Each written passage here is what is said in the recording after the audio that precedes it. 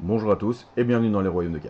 Donc aujourd'hui une nouvelle vidéo sur le TCG. Évidemment on est dimanche, alors excusez-moi de ne pas avoir fait de vidéo dimanche passé. À la base en fait j'avais les zappés donc le vendredi soir et le samedi. Et normalement je vais avoir des displays le samedi. J'aurais filmé le samedi soir l'ouverture d'une display pour vous donner la vidéo du dimanche. Malheureusement je n'ai pas su aller aux zappés samedi car j'ai fait un malaise dans la voiture. Voilà, donc avec la chaleur, avec mes problèmes de tension, avec mes problèmes de ma fibromyalgie, tout ça, voilà, ça va arriver malheureusement. Donc je n'ai pas su aller faire les AP le samedi. J'irai chercher mes boîtes à Bois de Villers au Game, donc il n'y a pas de souci. Mais grâce à ça, le dimanche, moi j'ai fait un tournoi Warhammer. Je vous ai expliqué ça dans la vidéo dédiée à ça mercredi. Mais Logan a été faire son tournoi One Piece au Ludotrotteur, Snake Crew, a fait aussi une AP du coup Star Wars. Il a réussi, donc il a eu des cartes, il a eu de très chouettes cartes d'ailleurs dedans, hein, et il m'a ramené un pack d'AP. Voilà, un petit pack d'AP fermé. Donc voilà. Donc je pensais pour aujourd'hui, vu que j'ai toujours pas mes displays pour l'instant, j'ai toujours pas su aller les chercher, qu'on allait ouvrir un petit pack d'AP. Voilà, même si les AP sont finis, et voir avec ce que j'aurais eu dedans. Donc, est-ce que j'aurais su faire un deck? Est-ce que j'aurais fait des choses bien ou pas? On va voir. Donc voilà. Et évidemment, ben, c'est la nouvelle édition. On est bien content. Enfin, en tout cas, moi, je suis extrêmement content. J'ai sorti le beau tapis Belan et Shinati. Pourquoi? Parce que ce sont deux héros assez chouettes à jouer, franchement, hein. Au premier regard, j'avais pas dit du bien de ma belle Shinati. Mais voilà, il n'y a que les cons qui ne changent pas d'avis. Voilà, je suis en train de tester Shinati, je ferai sûrement une vidéo sur elle, sur son deck, parce que franchement, il est extrêmement chouette, extrêmement agressif, j'aime beaucoup. Donc voilà, allez, cœur du sujet, c'est parti, ouvrons cette magnifique petite boîte. Alors, qu'est-ce qu'on trouve, pour ceux qui n'ont pas fait d'AP, qu'est-ce qu'on trouve dans les boîtes d'AP Star Wars? Eh ben, on trouve ceci. Déjà, on va trouver 6 boosters pour pouvoir faire notre deck. Voilà. Puis on va trouver une petite boîte qui n'est pas vide, je vais vous montrer tout de suite. Et d'ici, vous allez avoir les tokens, pratique si vous n'en avez pas, hein, et des petits livres de règles, comment construire son deck d'avant-première, voilà. Ce qui est vraiment génial, c'est que si vous ne jouez pas et vous ne connaissez pas Star Wars Unlimited, déjà, pas bien. Pas bien, meilleur jeu. Si on enlève ceux que je peux comprendre, on n'aime pas la licence ou quoi, mais en termes de règles, c'est vraiment un des meilleurs jeux. Franchement, voilà, je prêche pas spécialement pour ma Star Wars, hein, parce que voilà, je joue à plein de jeux, hein, je joue à Magic, je joue à à One Piece, voilà, j'ai joué à Ribbon, j'ai joué à Lorcana, j'ai joué à tout, mais en termes et Flash Blood évidemment. En termes purs de règles, Star Wars Unlimited est vraiment un des must du must. Voilà, tout le monde vous le dira, même ceux qui n'aiment pas la licence mais qui ont essayé le jeu, franchement, il faut essayer, quoi. Et puis on a fait aussi une grosse évolution par rapport aux artworks de la première édition que les gens trouvaient moches. Alors effectivement, il y en avait 2-3 qui n'étaient pas très beaux. Maintenant, voilà, hein, on évolue. Et franchement, c'est très rare d'en trouver des moches. C'est vraiment assez chouette. Alors voilà, c'est un parti pris aussi. Voilà. Ce que vous allez recevoir aussi donc dans cette petite boîte, hein, qui va vous servir de deckbox, et ça c'est vraiment pratique, hein, c'est deux leaders. Voilà, c'est les deux leaders qu'on trouve normalement dans les starters. Donc déjà les starters sont excellentissimes, hein. J'ai pas beaucoup de sous-sous pour l'instant, donc je les achèterai, je ferai une vidéo dessus parce qu'ils sont vraiment excellents, surtout celui de ce petit monsieur là, parce que Luke Skywalker, c'est vraiment, voilà, je vous ai fait une vidéo sur les leaders, c'est vraiment un must-have, hein, j'ai pas encore fait de deck physique avec parce que je suis très loin d'avoir toute la collection de la nouvelle version, de la nouvelle saison, mais franchement, voilà. Et on a évidemment l'Empereur Palpatine que je rêverais d'avoir en showcase parce qu'elle est magnifique, même si c'est pas celle que j'ai envie en premier, parce que c'est pas celle que je vais jouer. Donc on a ces deux leaders, plus les leaders qu'on a là-dedans, hein, donc il y aura 6 leaders en plus. Donc avec ces 8 leaders, on va pouvoir, et les bases, on va pouvoir vraiment faire le deck qu'on veut. Alors à savoir que les bases, vous avez les bases que vous allez recevoir, il n'y a pas de base rare dans cette édition. Donc ce qui est vraiment bien, c'est que, voilà, si vous n'avez pas par bol la couleur qu'il vous faudrait, les bases, ceux qui organisent, hein, donc que ce soit un club ou un magasin qui va organiser, ou même voilà, les personnes qui sont en face de vous, vous pouvez passer des bases. alors que les leaders, vous êtes obligé de faire avec le leader que vous avez. Voilà, vous pouvez pas, ah ben j'avais besoin de ce leader là, t'auras pas un leader comme ça, de cette couleur là, non. Les bases par contre vous pouvez, on prend n'importe quelle base, mais par contre les leaders c'est uniquement ceux que vous avez ouverts que vous pouvez faire. Donc commencer par Palpatine et Luke, et on va ouvrir évidemment nos 6 boosters. Hein. J'espère avoir des cartes que je n'ai pas encore eues, parce que j'ai quand même ouvert des choses, hein, évidemment. On n'est pas des bêtes, hein, on aime Star Wars, hein, donc voilà. D'ailleurs, cette légendaire-là, je ne l'ai pas encore, ce serait cool de l'avoir. Alors, qu'est-ce qu'on va avoir en premier? On va avoir Moff Gideon. Donc, Moff Gideon, c'est un leader qui dit que en action, si une unité impériale a été éliminée à cette phase, donc vous pouvez l'engager et votre prochaine unité, enfin vous pouvez jouer une unité, elle coûte 1 de moins. Voilà. Donc intéressant si on a une grosse base d'agents impériaux. Voilà, si on n'a pas d'impériaux, bah, ça va être un peu dommage, mais si on a des impériaux, c'est pas mal du tout. Donc voilà, on a une base verte. Nickel. Alors, quand vous faites un AP ou un scellé, hein, donc l'AP c'est vraiment la même chose que le scellé, hein, voilà. Donc quand vous faites, vous allez trier. Moi j'ai une façon de trier, c'est que je vais mettre les couleurs en ligne, avec à chaque fois la couleur principale, suivie de noir, suivi de blanc, donc par exemple bleu, bleu, noir, bleu, blanc, et à la fin je vais me retrouver avec les cartes blanches, noires, incolores et multicolores, parce que les multicolores ont été rajoutés depuis la saison passée, le set passé, donc c'est vraiment intéressant. Persévérance, donc pour 2, on va soigner 3 dégâts à une unité, on lui donne un jeton bouclier. Okay. Le soldat zélé, ça c'est une blanche, on va la mettre sur le côté là. Les forêts, alors il y a pas mal d'Ewoks, alors évidemment, malheureusement, je ne pense pas qu'il y a déjà un deck Ewok qu'on pourrait avoir, hein. Logique, mais voilà. On a d'office, normalement, une Hyperspace en commune, voire 2. On a d'office une Hyperfoil au milieu du paquet, donc juste après les communes, qui peut être soit commune, une co, rare, légendaire, S. Ouais, légendaire, ça reste... bah, Logan en a ouvert une, mais ça reste un... Pour moi, vous me connaissez après tout, hein, ça reste un mythe, comme les showcases. Donc, chasseur Elix. On a un petit dératiseur LEP. J'ai pas fait assez de place pour le rouge, hein. Hop, hop, voilà, il y aura assez de place pour le rouge. Préparation, donc une fois joué, incliné l'unité attachée, donc c'est moins top, mais bon. Chef Wookie, hop, derrière on a le droïde Ferry. Alors les communes, on va y revenir, hein, vu que je vais bientôt avoir mes displays, voilà quoi. On a une commune Hyperspace, un nouvel ordre. Ok. Et après la commune Hyperspace, ou ce que vous voulez Hyperspace, hein, malheureusement. Je la mets un peu sur le côté. Attends, je vais mettre... Non, je ferai ça après, vous inquiétez pas. Je vais pas me casser la tête. Les Unco. Alors ça, c'est une très très bonne Unco. Très très bonne Unco dans un deck agressif. C'est excellentissime parce que pour 2, on a une 3-1. Quand elle est éliminée, vous pouvez donner 2 jetons avantage à une unité.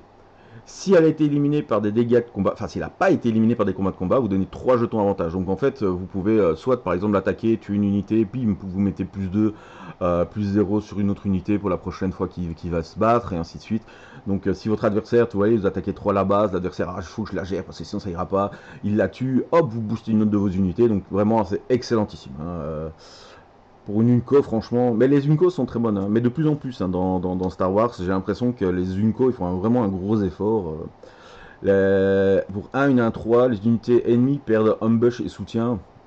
C'est vraiment pas mal du tout. Bon, 1-1-3, c'est pas ce qui va révolutionner, hein, évidemment, mais le fait que les unités ennemies perdent ambush et soutien, c'est vraiment pas mal. Derrière, on va avoir... Oh, on commence par une Unco Hyperspace. Donc ça arrive, hein, c'est rare, mais ça arrive, hein, comme les rares et tout ça. Action irréfléchie. Pour 2, vous attaquez avec une unité, elle gagne plus 1 plus 0, et quand l'attaque se termine, si cette unité a infligé des dégâts de combat à la base d'un adversaire, cet adversaire se défausse d'une carte. Vous allez voir qu'il y a pas mal de choses comme ça, hein, ce qui dit que si vous touchez la base, ainsi de suite, et je trouve ça vraiment excellent. Derrière, on va avoir une première rare avec Reforgé. Alors, cette carte-là, Reforgé, je l'ai eu dans tout ce qu'on a ouvert, on en a eu une fois une. Alors à mon avis, ça doit être hyper populaire, hein, voilà. Mais pas en termes de jeu, parce que c'est pas terrible. Donc voilà. Mais bon, ça fait que j'ai déjà des reforgés à l'échange, si quelqu'un veut. Hop. Alors, qu'est-ce qu'on va avoir? Tchoup, tchoup, tchoup. Hop. On a Grogu. Alors, Grogu, c'est un leader qui est vraiment, vraiment très particulier, en fait. Déjà, s'il veut bien se montrer, ce sera génial. Donc, Grogu, c'est un particulier. Pourquoi? Alors, parce que Grogu, en fait, quand vous jouez une unité unique qui coûte 4 ou plus, s'il est comme ça, ah ben, vous pouvez le déployer. Donc, ça veut dire, en fait, qu'à chaque fois, vous pourrez le déployer. Ainsi de suite, ainsi de suite, ainsi de suite. Et en fait, Grogu, il est pas très fort.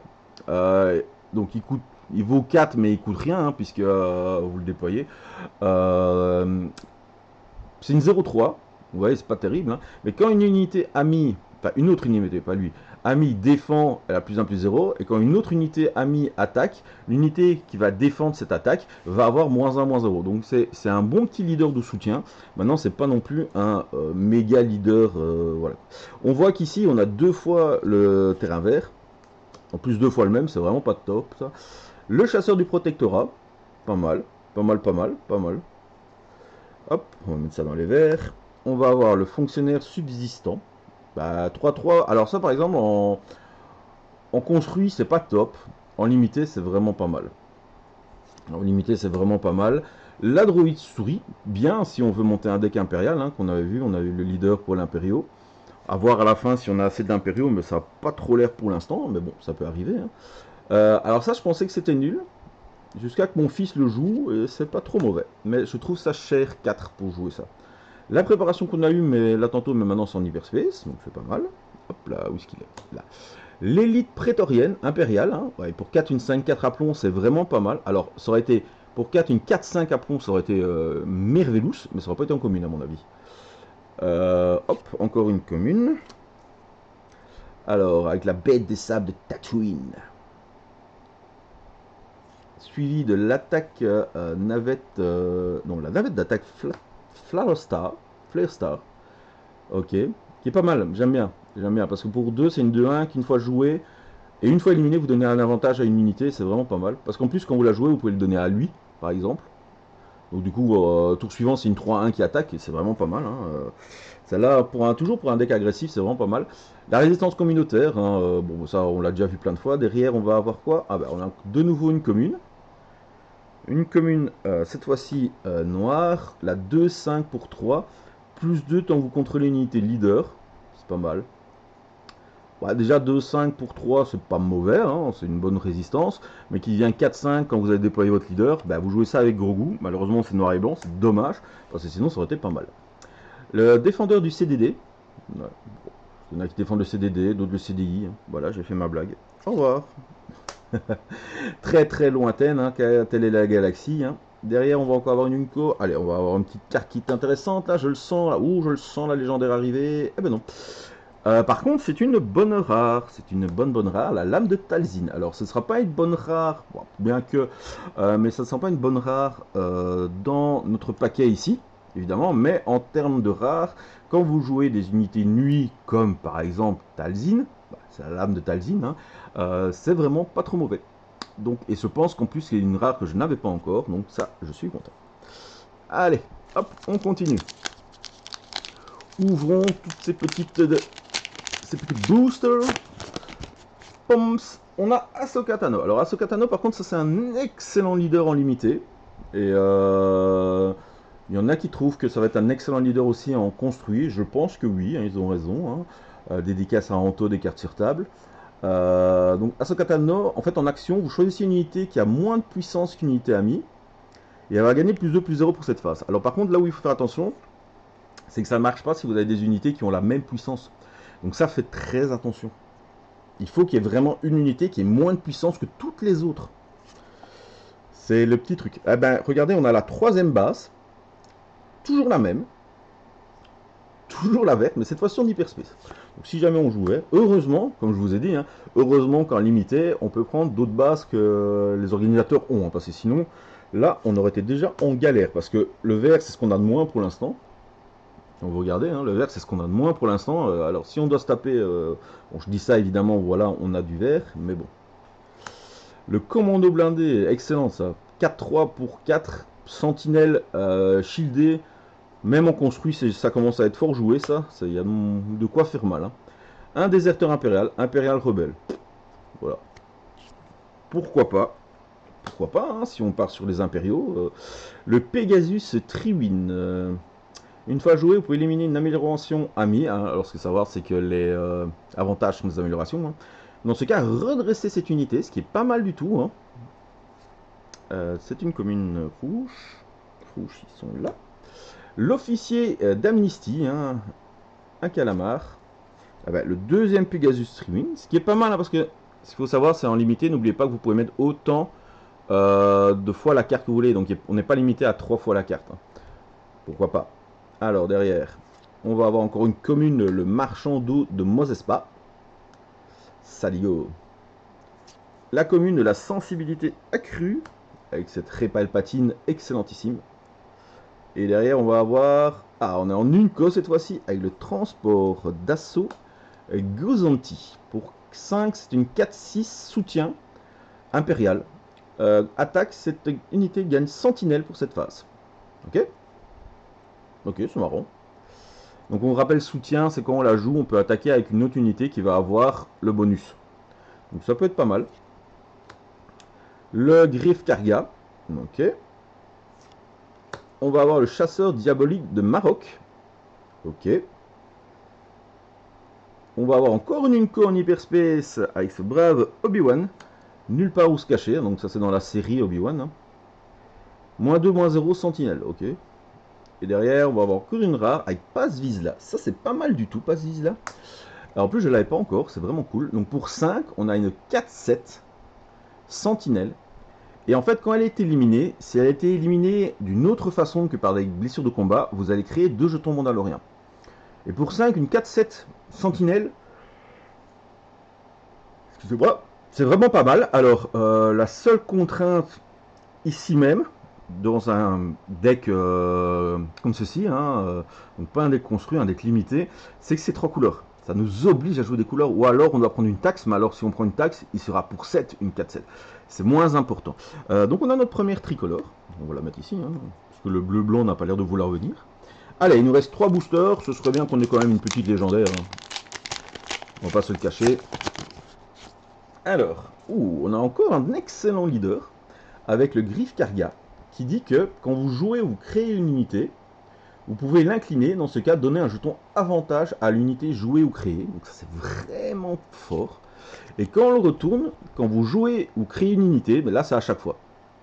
Et c'est quand même une 4-7 pour 6, alors il arrive un peu tard, mais en termes général, ça arrive plus tard. Alors on a une excellente nouvelle, c'est qu'on a une autre base.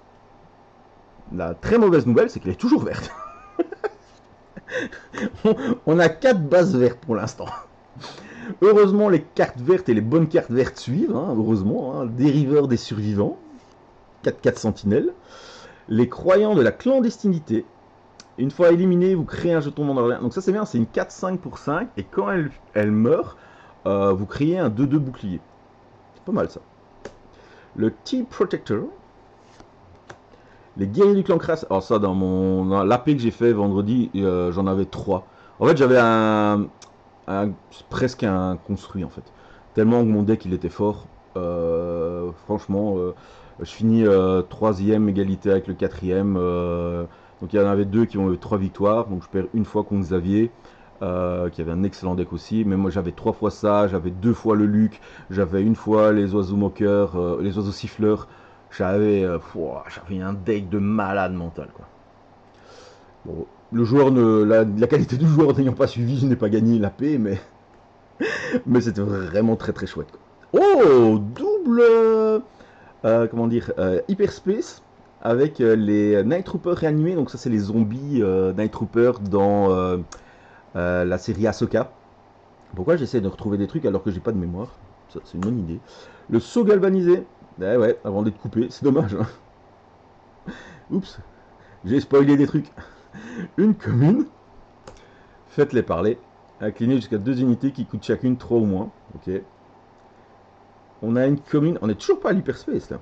Ok, allez, l'hyperfoil c'est maintenant avec... Non, toujours pas. Ah ouais, ah ouais. Ok, parfois il y a des dessins qui sont moins jolis. Ok, ok, mais bon. Le Purgil héroïque, bah, il est héroïque, malgré sa dentition qui peut laisser à désirer. C'est un Purgil héroïque. Ah, bah, toujours une commune avec Blurp. Alors Blurp, Blurp, bah, il m'a été super utile en fait, parce que c'est pour 3, c'est une 3-4 soutien, donc vous faites attaquer une unité qui gagne débordement, mais bref, donc franchement, cette capacité soutien c'est vraiment pas mal. Hein. Si vous jouez une unité, vous pouvez attaquer une autre unité qui gagne le pouvoir, franchement, Blurp, bah écoutez, en hyper folle, je suis content. Un petit Blurp en hyper folle, pourquoi pas. Ouais, les verts. En plus, c'est vert, on a besoin de vert. Éliminer une unité impériale amie, dans ce cas, mettez la ressource, donc c'est pour rampe. Voilà. Ici, il n'y a pas trop, voilà. Puis j'ai pas vu qu'on ait assez d'impériaux pour pouvoir le faire, donc. On va avoir un soldat avec mortier. Pour 2, on a une 1-4. Quand il s'engage, il fait un dégât à un maximum de 3 unités terrestres. Ça peut être pas mal. Dans certains builds, ça peut être pas mal. C'est pas, voilà, ça me laisse un peu à désirer, mais je pense que dans certains builds, ça peut être pas mal. On va avoir retenez-les. Et j'espère ma première légendaire. Non, toujours une rare avec les grandes matriarches. Ce qui m'embête le plus, c'est que pour l'instant, les rares, il y en a beaucoup que j'ai déjà. Donc, ce qui est bien, c'est que si vous voulez être collectionneur comme moi, faire des collections de Star Wars, déjà c'est 3 fois la carte, c'est pas 4 fois. Donc déjà c'est fouhou. Et au final, ça va assez vite en fait. Hein. Ouh, Baylan Skull. Alors si je l'avais eu en choqué, ça aurait été tellement mieux, mais bon. Baylan Skull, il dit que pour une action pour 1, vous l'engagez, vous donnez +2/+2 à une unité amie pour cette phase, si c'est la seule que vous contrôlez dans son arène. Ok. Donc pour un deck contrôle, c'est vraiment pas mal. Et derrière, on va avoir pour 5, donc elle est pour la 5, 4, 6, et en attaque, vous donnez +2/+2 et sentinelle à une unité amie pour cette phase. Si c'est la seule non leader évidemment, mais franchement, Baylan Skull, moi j'aime bien. À réfléchir pour un bon deck contrôle, mais franchement, Baylan Skull, j'aime bien. On a une autre base, les gars, on a du bleu. Et les gâtes, parce qu'on n'oublie pas les dames et demoiselles qui jouent avec nous à Star Wars. Le nomade Moti, pour 1, c'est une 1-2 protégée. Je les aime bien, moi, ils sont marrants. Exploiter l'avantage. Alors, éliminer une amélioration amie, ça peut être n'importe quoi comme un avantage. Pour piocher 2, ça peut être fort. Hein. Oh, notre bon vieux Blurk qui revient. Sauvetage d'un orphelin. Plein de surprises. Oh, l'image est terrible. La recrue inspirée, qui a été une réédition. Je sais que beaucoup se plaignent des rééditions. Moi, je trouve ça bien parce que on a de plus en plus de joueurs qui viennent dans la commu. Et soyez les bienvenus. Hein, n'hésitez pas si vous avez des questions ou quoi dans les commentaires, je serai là. Ou si vous êtes belge et qu'on peut se voir quelque part pour jouer des parties, ben, n'hésitez pas, avec grand plaisir. Hein. Mais voilà, moi je suis pas totalement contre, hein, tant que c'est pas des trucs qui changent les méta. Voilà. Hein, on réanime par exemple un Luke Skywalker saison 1, non merci quoi. En tout cas pas pour l'instant. La foi en l'Empire. Ouais, parce que la foi de l'Empire c'est moins top. Hop là, c'est fou quand même quand j'ouvre des trucs sur la chaîne. Avec vous là, vous voyez, là, on est bien, on ouvre des chaînes, on ouvre quand même jamais rien de bon. C'est marrant parce que vous me faites de plus en plus la remarque quand je vous rencontre, que ce soit en tournoi ou autre part, et que vous me faites, t'as vraiment pas de bol quand tu ouvres sur la chaîne. Et ouais, mais c'est pour votre divertissement les amis, regardez, on a encore une commune hyper soy. Et ouais, c'est pour votre divertissement. Voilà, vous voyez qu'en fait, vous pouvez voir qu'il y a pire. Il y a toujours pire. Et voilà, je fais ça pour vous en fait. Hein. Oh, voilà, j'aurais dû me taire. Une rare hyperspace. Adieu fatidique. Alors, c'est Pedro Pascal. Et oui. J'ai pas encore vu le film, donc j'espère que ça va pas me spoil. Hein, Pedro Pascal, adieu fatidique, mais bon. Allez, une petite légendaire, s'il vous plaît, derrière. Hein. Oui, de quelle couleur? Bleu. Ouh, ça sent la bleu-blanc. C'est pas top là. Je sais plus. Qu'est-ce qu'il y a en bleu? Oh, si, il y a le Mandalorien. Ouh, j'ai rien dit, je me tais. Du top 3 des meilleurs légendaires de ce set. Le Mandalorien pour 4, c'est une 5-4 protégée. Si ces dégâts devraient être infligés à une autre unité amie, vous pouvez éliminer un jeton bouclier de cet exemplaire du Mandalorien. Dans ce cas, prenez ces dégâts, c'est vraiment top. Ça, c'est vraiment, vraiment bon. Dernier booster, donc en fait il faut que je râle, c'est ça. Oh, j'ai jamais de showcase et j'ai jamais Shinati en showcase. C'est tellement triste. Mais c'est pour l'entertainment, les amis. Bah c'est l'entertainment, les amis. Qu'est-ce que vous voulez que je vous dise? Bélon Skull, bon, on l'a vu là tout de suite. Alors, donc, j'en reviens à ce qu'on a dit, hein, en début de vidéo. Heureusement qu'on peut prendre n'importe quelle base. J'aurais été un chouïa dans le caca. Bien que c'est pas sûr parce que j'ai déjà une idée du deck, mais TRTT Raider. C'est une unique 4 pour 4-5. Elle est embuscade tant que vous contrôlez une autre unité unique. Ah non unique, excusez-moi, parce que je suis en train de me dire, mais elle est pas unique elle. Wow, une 4-5 embuscade pour 4. Si vous avez un autre pas unique, ça c'est vachement fort. Hein. C'est dommage que c'est noir. Bah oui, en même temps. Gagner du temps. Créer un jeton mandalorien et donnez-lui sentinelle. C'est fort ça par contre. L'escouade de Death Trooper. Le Star Viper du Consorium qui a été hérédité, mais c'est une excellente carte qui a été héréditée. Les ailes de l'escadron Danger. 4, 4, 5, quand elle attaque, vous donnez un avantage à une autre unité. Oui, pourquoi pas. Pourquoi pas, c'est pas mauvais. La voix de Mandalore. Allez, moi je veux une hyper folle de qualité. Ah, Jack Black. Ce paquet va porter chance, il y a Jack Black. Il y a Jack Black, c'est le maître incontesté. Hein. Hop, tir d'élite. Alors là, je l'ai joué. Et franchement, c'est pas mauvais un tir d'élite. Avec le nombre d'avantages et tout ça, quand elle arrive, 3-3 pour 3 qui fait 2 dégâts, c'est vraiment pas mal. On a le Ratwomp. Ouais. Ouais. Allez, allez, allez, allez, allez. Non, c'est une commune, c'est la tortue dinosaure. Pour 6, une 7-7. Pourquoi pas? 6, c'est vraiment, on va dire, le gros maximum pour jouer des cartes. Pour jouer des cartes en limité. Vous pouvez mettre peut-être une, peut-être deux grands maximum cartes à 7 ou plus, mais vous les jouerez, je pense, presque jamais. Donc je pense plus que vous aurez... par contre, pour 6, c'est pas mal.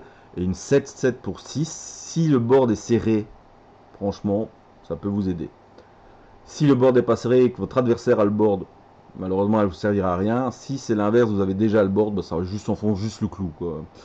Le Razor Crest, suivi... Ah ben voilà, je l'ai appelé. Shinati.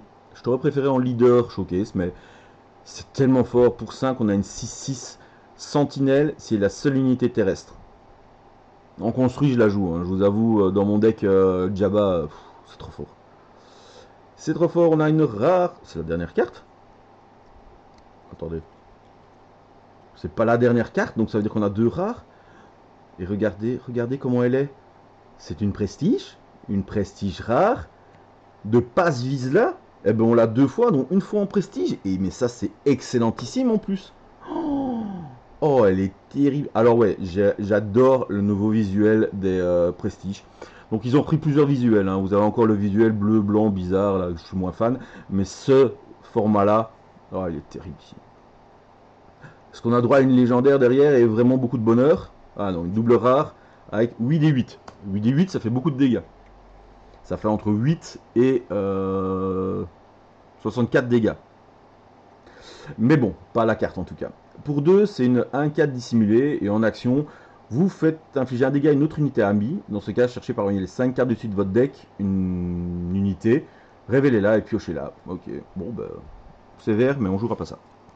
Donc voilà, fin de la première chose qu'on fait quand on a un scellé. Hein.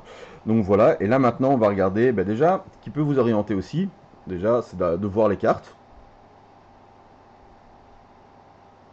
C'est quand même fou comment il veut jamais faire le point cette caméra.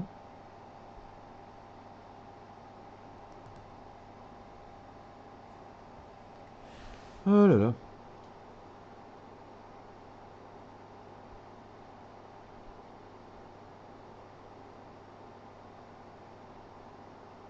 Bref, c'est pas grave, je vous montrerai les cartes.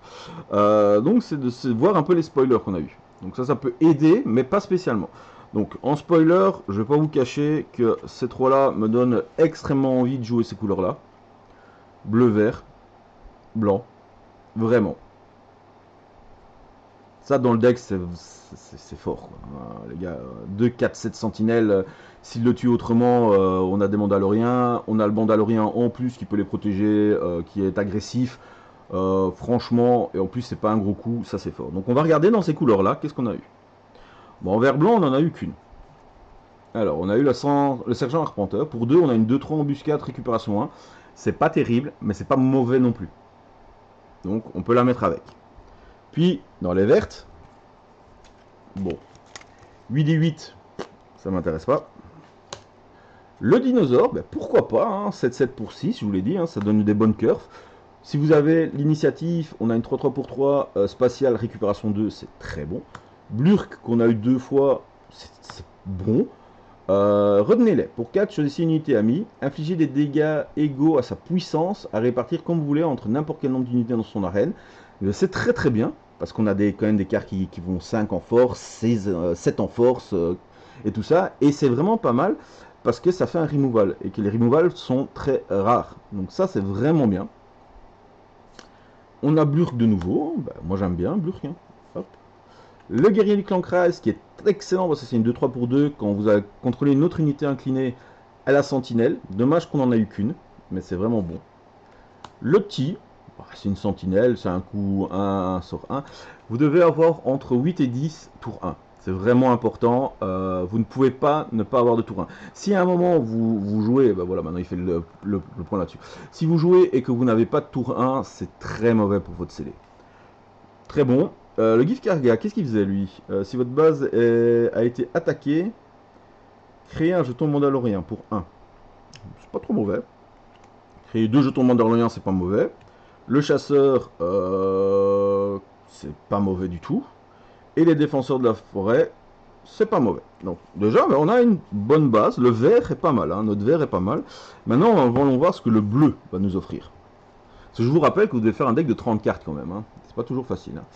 Le jeton sentinelle, c'est pas mauvais, mais c'est pas une unité. Encore un truc pour tuer avec qui crée un mandat, c'est pas mal. La 1-2 protégée, c'est pas mal. Ça crée des... C'est bien parce qu'on crée beaucoup de tokens. Hein. Cette unité gagne sentinelle si vous contrôlez une unité terrestre. Pas mal. Comme j'ai dit, hein, c'est pas mal avec la récupération 2. Ça c'est pas bon. C'est marrant parce que c'est les rares qu'on vire. Ça peut être utile dans certains cas. Franchement, empêcher l'embuscade des unités ennemies et le soutien pour qu'il attaque, moi je trouve ça vraiment intéressant et en limité. Pour 3, c'est plus de piocher une carte. C'est bon. Et ça, on va voir. Mais ça peut être pas mal pour redonner un bouclier au Mandalorien. Donc là, si on prend comme ça, je le fais à la vite, hein, évidemment. Je ne le fais pas spécialement comme je prendrai mon temps. Parce que, voilà, quand vous pouvez créer, vous avez, je pense, c'est entre une demi-heure, 3 quarts d'heure pour créer votre deck. Voilà, je ne vais pas vous faire pendant une demi-heure, 3 quarts d'heure. Donc voilà. Donc là, déjà, je pense qu'on a un bon deck. Ce qu'il va falloir voir, c'est la courbe. La courbe est super importante, hein, la courbe des costs. C'est vraiment important. Ce qu'on va voir aussi, mais quel leader va pouvoir accompagner ce petit deck, hein, on va pas en avoir. En fait, ça va. Non, on ne va pas en avoir beaucoup, en fait. Hein, ça dépend rien du tout, Joachim. Ce sera Ahsoka Tano avec une base bleue. Voilà.